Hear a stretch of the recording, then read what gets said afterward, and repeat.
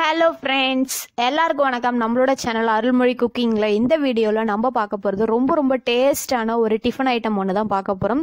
சட்டுன்னு பார்த்தீங்கன்னா ஒரு 5 நிமிஷத்தில் ரொம்பவே குயிக்காக ரெடி பண்ணிடலாம். ரொம்ப ஈஸி, பட் அந்த அளவுக்கு பார்த்தீங்கன்னா டேஸ்ட்டாக இருக்கும். ரொம்பவே உடம்புக்கு ஹெல்த்தியான ஒரு ரெசிபியும் கூட. ஸோ வாங்க அது எப்படி செய்யுது அப்படின்னு சொல்லிட்டு தெரிஞ்சுக்கலாம்.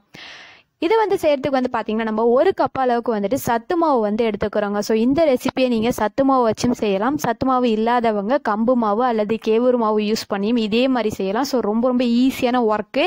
ஸோ ரொம்பவே டேஸ்ட்டாக இருக்கும். சின்ன பசங்களுக்கு செஞ்சு கொடுத்தீங்க அப்படின்னா அவங்க உடம்புக்கு ரொம்ப ஹெல்த்தியான ஒரு விஷயம். ஸோ சின்னவங்கலேருந்து பெரியவங்க வரைக்கும் எல்லாருமே சாப்பிடலாம். ஸோ அந்த அளவுக்கு டேஸ்ட்டாக இருக்கும், சிம்பிளாக தான் இருக்கும். எப்படி செய்யுது அப்படின்னு பார்த்தீங்கன்னா 1 கப் அளவுக்கு நம்ம சத்து மாவு எடுத்துக்கிறோம்.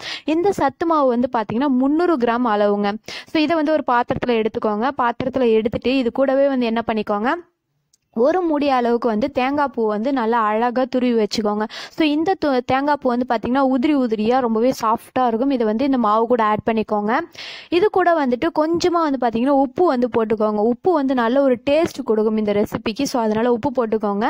தேவையான அளவுக்கு தண்ணி ஊற்றி நல்லா கட்டி இல்லாமல் மாவு கிண்டிக்கோங்க. இது கூடவே பார்த்தீங்கன்னா சுகர் ஆட் பண்ணிக்கோங்க. ஒரு 4 ஸ்பூன் சுகர் போட்டால் போதுமானது 300 கிராம் அளவு மாவுக்கு. ஓகேங்களா? ஆல்ரெடி சத்து மாவு இனிப்பாக தான் இருக்கும். ஸோ ஒருவேளை அந்த இனிப்பே போதும், எனக்கு சுகர் எக்ஸ்ட்ரா வேண்டாம் அப்படின்னு நினைக்கிறவங்க இந்த சுகரை நீங்கள் அவாய்ட் பண்ணிடலாம். ஜீனிக்கு பதிலாக பார்த்தீங்கன்னா வெல்லம் அல்லது நாட்டு சர்க்கரை போட்டிங்க அப்படின்னா இன்னும் டேஸ்ட்டாகவே இருக்கும். ஸோ இதை எல்லாத்தையும் போட்டு நல்லா மிக்ஸ் பண்ணி மாவு பார்த்தீங்கன்னா தோசை மாவை விட கொஞ்சம் கட்டியாக அடை மாவு அளவுக்கு பார்த்தீங்கன்னா நல்லா சூப்பராக திக்னஸாக எடுத்து கரைச்சி வச்சுக்கோங்க.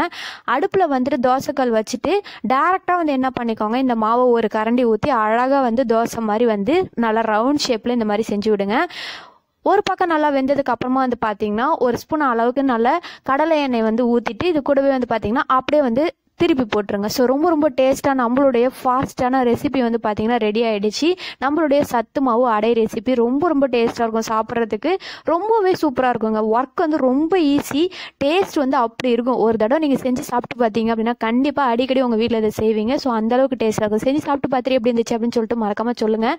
கூடவே என்ன பண்ணிக்கோங்க, மறக்காமல் நம்ம சேனலை சப்ஸ்கிரைப் பண்ணி வச்சுக்கோங்க. அப்போ தான் நம்ம அடுத்தடுத்து போடக்கூடிய ஃபுட் வீடியோஸ் உங்களுக்கு நோட்டிஃபிகேஷனாக கிடைக்கும். ஸோ மறக்காமல் சப்ஸ்கிரைப் பண்ணிக்கோங்க ஃப்ரெண்ட்ஸ். ஒரே ஒரு லைக் பண்ணுங்கள். உங்களுடைய ஃப்ரெண்ட்ஸ் அண்ட் ரிலேட்டிவ்ஸ் கூட ஒரே ஒரு ஷேர் பண்ணிக்கோங்க. Thank you friends, take கேர்ப்பா.